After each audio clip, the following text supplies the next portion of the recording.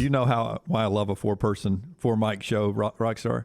Why is that? Because in this dynamic of just a normal conversation, just to keep it even talking on both sides, we have painted Brown into the corner now of defending taxation. I know. What if I threw a variable in there? What if I threw a Clay Travis in there? There he is. Clay Travis is with us. He'll make sense of this. On he the really JohnstonRVCenter.com hotline. I don't even know that Clay's aware of the argument look, that's going on. Look, give him the cliff notes of what's going on. Well, hold on. Let me start here. You guys know that one Lance Taylor used to work at Jurassic Park, Universal Studios Hollywood, right? That is correct. I'm aware of that, yes. So the media event for the Super Bowl, they shut down in the evening from like 8 to midnight, Universal Studios Hollywood. So I rode the Jurassic Park ride and took a picture for LT. I believe you worked in the place where they took the photos of people coming it was down. called, right? at that point, it was called Amazing Pictures, and I've got the photo. I'm going to send it to Forrester right now where he can actually he can post this. Yeah, there was nobody there working the photo booth. So you did it yourself? I couldn't. No. Oh. I mean, I just took the picture of where the photos would be displayed, and I couldn't stop laughing thinking about Lance dressed as a Jurassic Park safari guide. The funny thing, Clay, is when we started, it was me and my ex-wife Bethany. We both were, and we'd commute to the park together, and it was about a 45-minute commute from Westwood, where we were, to get to Universal City. And we had a uniform, and it was one of those blue jean shirts that said Amazing Pictures Universal Studios on it. And you had to wear khaki shorts and white shoes. And That's awesome. You were supposed to get dressed at the park. You had a locker room that you went to, and then you were supposed to, after your shift, go back and put your clothes there. They would clean everything. I got it about a weekend. I was like, we ain't doing this. So I started, I'd wear the shirt, I'd wear the khaki, but I started to wear my own shoes, and I would do it at that. I found a way around this because I was not going to do that. But it was completely ridiculous, the uniform we had to wear. What did they pay you? Do you remember? I don't remember, but I remember working so much that I started to accumulate money in my bank account because I didn't have anything else that I was doing. Because we were working, it was the weird shift. It was the middle shift. So we would get there at like 3 o'clock, and I'd work till 11 o'clock at night. Yeah, right. Yeah, that is a weird setup. So anyway, we had a good time out in L.A. Congrats to your Rams.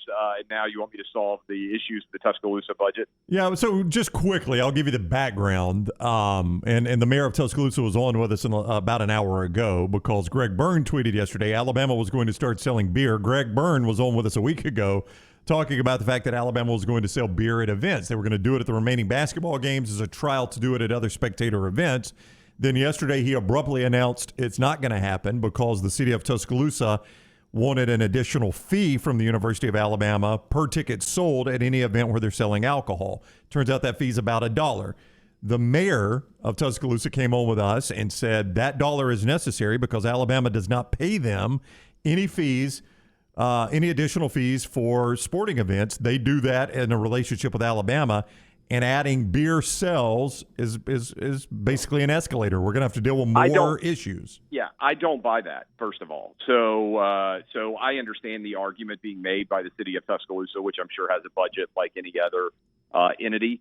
But the data actually reflects, and I think, you guys, I mean, certainly I've spent a lifetime now, it feels like, at tailgates.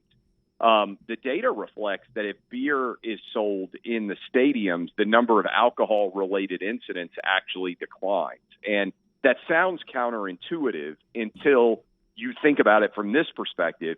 How many times have you been at a tailgate and seen somebody say or do, hey, I've got to drink more now because once I get in the stadium, there's not going to be alcohol there. Mm-hmm. So they drink too much at the tailgate and then create an alcohol issue for themselves. Whereas if they're drinking and they think in the back of their mind, well, I can always go get another beer once I get to the stadium, I think their alcohol consumption actually is lessened. So the data reflects that when SEC schools start to sell alcohol, it's not just SEC schools, it's many different colleges, that the number of alcohol-related incidents declines. So my argument against Tuscaloosa would be actually this is more progressive in terms of limiting the number of police interactions that the University of Alabama would have based on data that has come from other locations. And obviously, it also has the benefit of increasing the overall revenue for Alabama athletic events based on being able to charge for alcohol. And by the way, the reality is, as you guys well know, there has long been alcohol and liquor in the upper level suites or, like club level or whatever they call it, inside of SEC stadiums. So, already I would say, what do you think, 10, 15, 20% of people in Bryant-Denny Stadium would have access to alcohol based on where they are seated already. So I don't buy the argument. I understand why they make it because everybody's got a budget to make, but I don't buy it as necessitating that. Okay, so we'll shift gears. We'll go back to the Super Bowl real quick. I brought this up. I know the nucleus of the Cincinnati team, when you really look at the skill, all these guys are under 25. When you look at Burrow, you look at Mixon, you look at Higgins, you look at Jamar Chase. I don't think they ever get back to a Super Bowl. I don't know where you are on, and a lot of this just has to do with organization. But do you think Cincinnati, with that loaded AFC and where the quarterbacks are right now, gets back to a Super Bowl? Well, I think, first of all, it's hard to get to a Super Bowl. And that's why, losing one or losing in a year like my Titans did, where you think, hey, all we got to do is win 2 games at home and we can get to a Super Bowl, stings to such an extent, right? Especially when you choke away a game against the Bengals like the Titans did because Ryan Tannehill threw 3 picks. And obviously, 20 years ago, the Titans were in the Super Bowl and Kevin Dyson was stretching towards the goal line when it ended, and that still hasn't happened again, right? And I think we sometimes get snookered, is probably a fun word to use here, snookered into the idea because of the Bradys or the Mannings of the world, who between the two of them, I think, went to 11 Super Bowls, and it feels like we're in every AFC championship game for about 20 years in a row, that it's easy to do. And I think the answer is it is not. Now, let me break down Burrow for you. You mentioned, there's a lot of good young quarterbacks in the AFC, and you can rank them in whatever order you want. But I would say the 5 best young quarterbacks right now, Mahomes, Allen, Burrow, Herbert, and Lamar Jackson right now. I would say those 5. People could argue about those 5, where exactly they fall. That's what I would say are the 5 best young quarterbacks in the AFC, which is completely stacked. On top of that, the AFC North is going to be, I think, pretty competitive. Now, Ben Roethlisberger is shuffling off the stage, right? But presume that the Ravens with Lamar Jackson are not going to be awful beyond belief so long as he is healthy.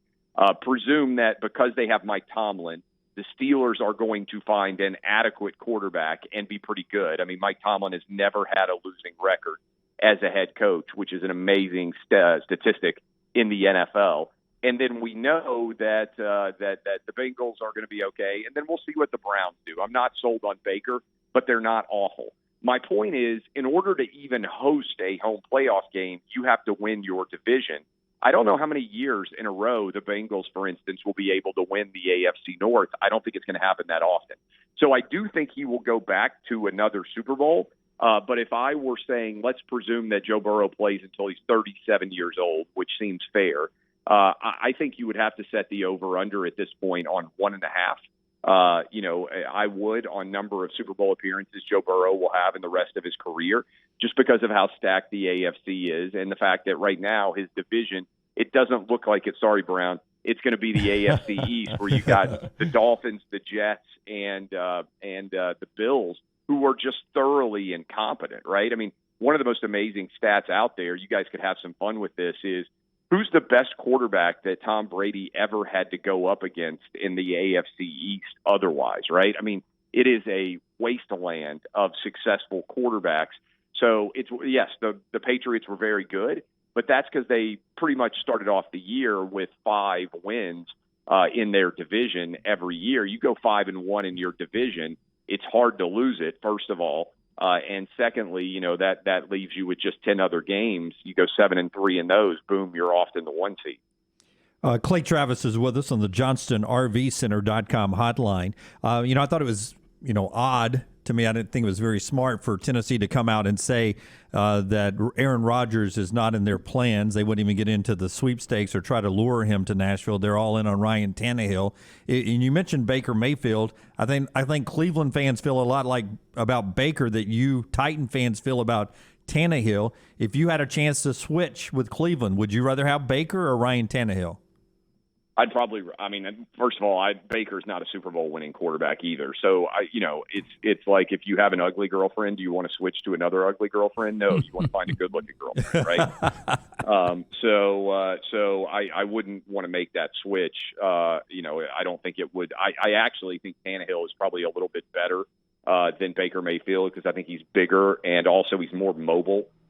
In my experience, and I think he may well be smarter. So I actually think Tannehill is better than Baker, but I wouldn't want to, I wouldn't want to trade. I mean, somebody else who's somewhat on the level. I mean, look, I think the Titans are a little bit like the Kansas City Chiefs were when they had Alex Smith, right?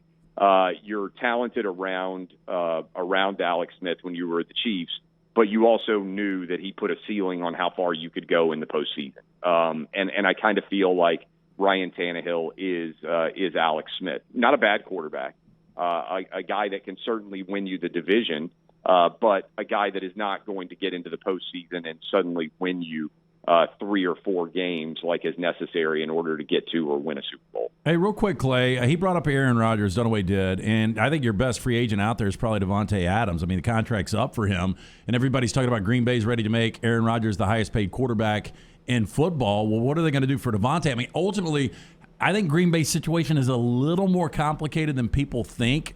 Where do you think Aaron Rodgers ends up? Where do you think Davante Adams ends up? Well, I mean, they could franchise tag Davante Adams theoretically, right? So if they think they've got another year of Aaron Rodgers or something of that magnitude, I mean, the franchise tag, I believe, is always kind of floating out there. And I don't think the wide receiver position, I don't think it would be like a cost prohibitive. There's no way you could do that for a year. It would make Davante Adams angry, obviously, because he wants multi-year guaranteed money. And if he got hurt, that could be a major issue going forward for him. But to me, if you're going to keep Aaron Rodgers and pay him big money, you have to figure out a way to also keep Davante Adams as long as Aaron Rodgers is staying there. And that's why I've been floating the idea, could the Titans trade Tannehill for Aaron Rodgers and give a couple of first-round draft picks in the process and basically do what the Rams did, which is acknowledge that your overall surrounding talent is good enough to win a Super Bowl. I don't know. I think the Titans are around the 10th best odds to win a Super Bowl. I mean, LT, what do you think it would be if suddenly Aaron Rodgers were the quarterback of this Titans team? I think they might be favored. Now, KC's your favorite right now. It'd be right there with them. Yeah, right. I mean, because the benefit the AFC South you have right now is, and I think you're right, the Texans are going to be awful. The Jags are not going to be very good. And it looks like the Colts are going to be a mess because they're moving on reportedly from Carson Wentz, and I can't imagine they're going to get much better than Carson Wentz. So the odds of winning the AFC South would be massively huge for the Titans if they had Aaron Rodgers. I think they're pretty good, even with Ryan Tannehill. The problem is I like a lot of people, have no faith he's going to win once he's there. All right, Clay Travis on Twitter at Clay Travis, Outkick, Outkick.com, Fox Sports. You see him everywhere. Thank you, Clay. Have a great week. Hey, appreciate y'all having me. Thanks a lot. All right, man. Take care. Clay Travis with us on the JohnstonRVCenter.com hotline.